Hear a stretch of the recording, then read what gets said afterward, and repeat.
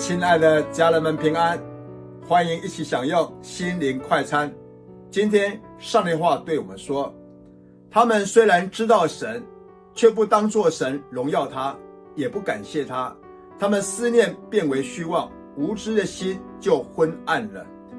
人的生命，人的心出问题的关键就是忘恩。圣经告诉我们，人知道有神，冥冥之中有位神存在，这伟大的宇宙背后一个伟大的创造主创造这一切，但是人的骄傲忘恩，不把神当作神。这位神是创造主，人不把他当作创造主来感谢他荣耀他，人的生命就变质，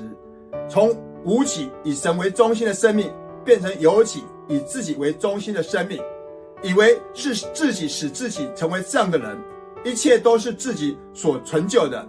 当人一忘恩不感谢的时候，人的思念就变成虚妄、空虚而且狂妄，自以为是，自以为义，而且无知的心就昏暗了。人的心一无知，就不认识自己是谁，也不认识上帝是谁，更不知道人生的未来跟方向。奉主祝福你，让你常存感恩的心，在一切事上都知道都是出于神，都是神的恩典，不要忘恩，要凡事谢恩，便能够荣耀上帝。阿们。